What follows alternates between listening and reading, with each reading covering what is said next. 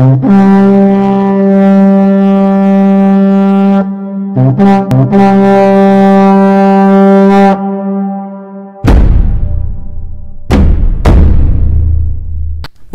ou bonsoir à tous. Bonjour. Bonsoir. Aujourd'hui, nous allons parler de la variante d'échange de la Caro-Kann avec 4 fou des 3.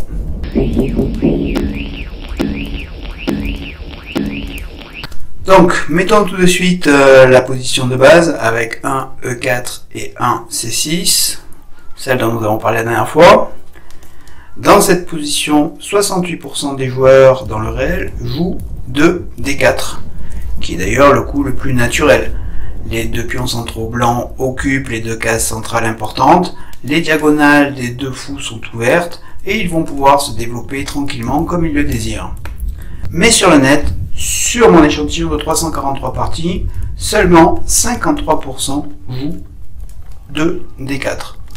On voit déjà qu'il y a une différence due essentiellement au fait que les blancs veulent sortir des sentiers battus le plus rapidement possible, ce qui d'ailleurs est à la mode au niveau des grands maîtres. Beaucoup de sous-lignes sont donc jouées ici. Donc on a 2 cavalier F3, 2 cavalier C3, 2 F4, 2 D3, 2 G3, 2 C4. Ils veulent être sûrs d'être sur un terrain qu'ils connaissent bien, quitte à jouer un coup moins prometteur en théorie. C'est encore un stratagème guerrier. Amener le tigre à quitter sa montagne. Les blancs, en jouant un coup peu joué, cherchent à faire sortir leur adversaire de leur zone de confort tout en restant dans la leur. Ici, ce qui nous intéresse, c'est 2 D4, le coup la plus naturelle, à quoi répondent évidemment les noirs par 2 D5, voire la vidéo précédente. Et donc ici, 3 E prend D5, la variante d'échange que nous allons regarder aujourd'hui. Jouer 21% dans le réel, c'est-à-dire quand même une fois sur 5, ce qui n'est pas rien. Mais sur le net, toujours sur mon échantillon de 343 parties, je l'ai rencontré 40% de fois. On voit bien la volonté des joueurs du net de jouer des systèmes tranquilles. En théorie, ça avantage les noirs. En règle générale, on peut dire que tout coup des blancs visant prématurément à libérer la tension centrale due aux échanges de pions avantage les noirs. Après l'échange, le centre est fixé et c'est plus simple pour les noirs de défendre, puisqu'ils n'ont plus à se soucier de la prise ou de la poussée du pion E4. On a la même chose avec la variante d'avance, 3E5, qui n'est pas non plus le meilleur coup théorique, puisque d'une façon différente, les blancs résolvent le problème de la tension centrale des pions à la place des noirs. Mais, il me semble que la variante d'avance est très jouée à haut niveau. Comme d'habitude, tu ne fais pas attention à ce que je dis. Pas le meilleur coup théorique ne veut pas dire un mauvais coup. Dans la variante d'échange, les blancs gardent leur avantage du trait. Ils n'ont pas perdu de temps de développement. Dans la variante d'avance, ils le perdent pour un avantage d'espace. Mais ce sont des petits choix puisqu'ils résolvent le problème de la tension centrale pour les noirs, leur facilitant ainsi toujours la tâche. Mais pour les blancs, que ce soit l'échange ou la poussée, ils gardent une position confortable, mais avec des chances de gain moindres qu'en gardant la tension centrale. Ce qu'ils y gagnent, c'est une moindre chance de perdre, ce qui est la véritable motivation des joueurs de haut niveau, vu les enjeux financiers des parties. Donc, je le répète, les blancs, s'ils veulent garder l'initiative le plus longtemps possible, ont intérêt à garder la tension centrale le plus longtemps possible, de manière à garder le plus longtemps possible la possibilité d'échanger ou de pousser pour le faire au moment le plus favorable, et surtout pas, comme ici, sans que rien ne les y oblige. Reprenons. Après 1, E4, C6, 2, D4, D5, 3, E prend D, C prend D, on a joué ici dans 33% des parties 4 C4. Les blancs réinstaurent une tension centrale où de nouveaux prises et poussées sont à envisager en permanence par les noirs. C'est l'attaque Panov, qui a été très jouée à un moment, mais beaucoup moins maintenant, car les noirs ont trouvé des antidotes. On pouvait s'y attendre, vu l'échange précoce central des blancs. Ha ha ha ha. Dans 51% des cas, on m'a joué 4 fou d3, la variante qui nous intéresse aujourd'hui. Dans le réel, on joue plus volontiers 4c4 avec 46% des cas et fou d3 avec seulement 25% des cas, c'est-à-dire une partie sur 4. Si on fait un petit bilan de la position, l'échange central a créé une dissymétrie de la structure de pion. Les blancs ont la colonne semi-ouverte E, les noirs la colonne C.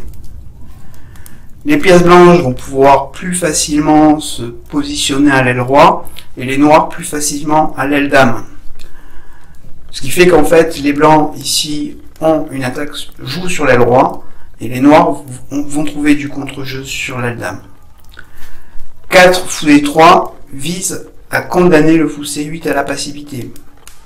Il ne peut plus venir en f5 et il ne peut pas venir en g4 non plus puisqu'il y a la dame. C'est l'idée principale de la variante 4 fou d3, c'est-à-dire museler le fou c8. Mais, ça me dit quelque chose, cette position. Ah oui, Fischer l'a joué. C'est donc très fort. Ha ha ha ha. Toujours cette fâcheuse façon de sortir des généralités d'un contexte particulier. Fischer l'a joué 2 fois.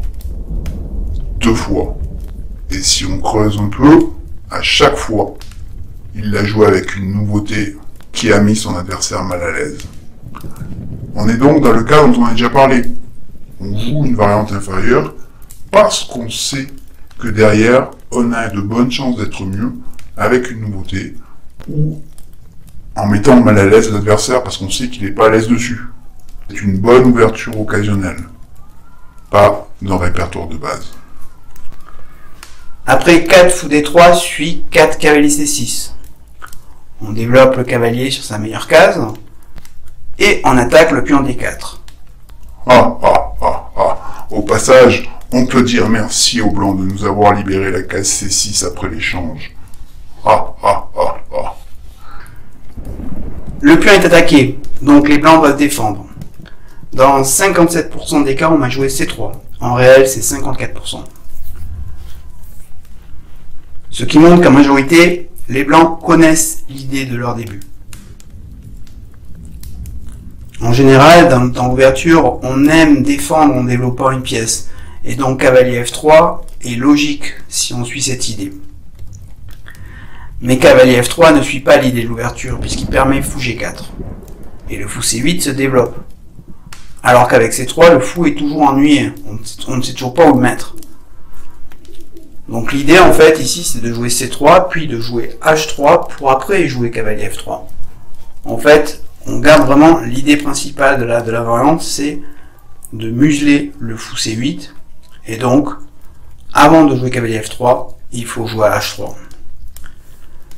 Bon ici j'ai un score catastrophique, hein. Sur cette position j'en perds 2 sur 3. C'est d'ailleurs pour ça qu'on la regarde ce soir. Et après des petites recherches, j'ai trouvé un coup intéressant pour les noirs que je vais tester à partir de maintenant. Ici, j'ai souvent joué le coup naturel cavalier f6, mais les noirs, dans cette position, sont quand même réduits à la passivité. Ils se développent très facilement pour construire une attaque sur l'aile roi, alors que les noirs ont des problèmes pour sécuriser la position de leur roi, tout en trouvant du contre-jeu sur l'aile dame. Et en fouillant un peu, j'ai trouvé 5 G6. Première idée, on peut jouer fou F5 maintenant. Et en cas d'échange, les blancs endommagent la structure des pions noirs, mais ils perdent leur bon fou, et les noirs auront un jeu de pièces sur l'aile roi, grâce à la colonne G semi-ouverte. C'est-à-dire qu'en fait, la colonne semi-ouverte va leur donner une activité qui va compenser le pion doublé. Mais on peut aussi jouer 5 cavaliers h6, puis jouer fou f5, pour en cas d'échange reprendre avec le cavalier. Troisième idée, on joue cavalier H6, et si les blancs le permettent, on peut jouer fou G7, F6, cavalier F7, et on peut alors jouer E5 dans de bonnes conditions, avec évidemment petit roc aussi. Et pour finir, on peut jouer aussi fou H6 directement, pour échanger, par exemple sur fou F4, on peut jouer directement fou H6 pour éliminer des pièces mineures, ce qui va libérer la pression sur le petit roc des noirs. Et donc là, ici, on joue clairement pour les nuls. Donc voilà, 4 idées intéressantes avec ce coup G6.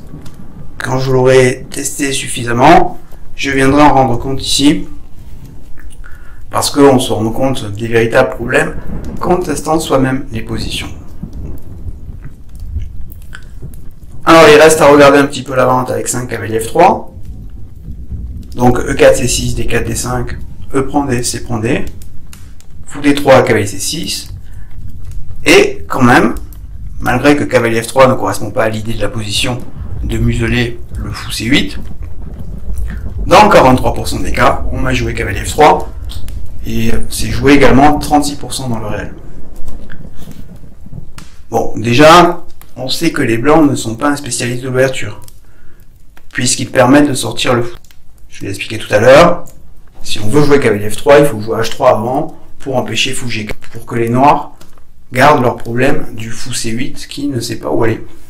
Du coup, cavalier F3, ça permet fou G4, et noir menace D4 en prenant le cavalier, ou même directement, puisque le cavalier est cloué. Donc du coup, les blancs sont obligés de défendre, donc C3. Et là, un coup clé important, c'est 6, dame C7. La réponse du berger à la bergère. Le fou C1 ne sait plus trop maintenant où se développer. Il ne peut plus venir en F4, puisque la dame est en C7, et en G5, on se demande ce qu'il y ferait, puisqu'il tape sur rien. Et d'ailleurs, ici, les noirs ne vont plus jouer cavalier F6. Pour que le fou G5 soit toujours un coup un peu stérile, on va jouer E6, fou D6, et cavalier E7. À tester aussi, hein, j'ai toujours joué cavalier F6 ici, un coup naturel de développement, mais qui n'est pas le meilleur, puisque cavalier F6 permet fou F4, et plus tard fou G5 aussi. C'est le problème quand on joue des débuts qu'on ne connaît pas trop, les coups naturels sont parfois inférieurs. C'est une ouverture pas bonne, mais finalement elle te pose des problèmes. Hi hi hi hi. Chaque ouverture est un univers à part entière aux échecs. Un stratagème guerrier dit « échanger les places de l'hôte et de l'invité ». Pour l'instant, notre narrateur est un invité dans la position, mais le travail qu'il a fait avec nous ce soir contribuera à le faire devenir hôte. La sagesse populaire dit « petit à petit l'oiseau fait son nid ». Il faut savoir être patient. Quand on change d'ouverture, les résultats baissent. C'est normal. Voilà, c'était la variante 4 fou D3 dans la variante d'échange de la Caro-Kann. À bientôt.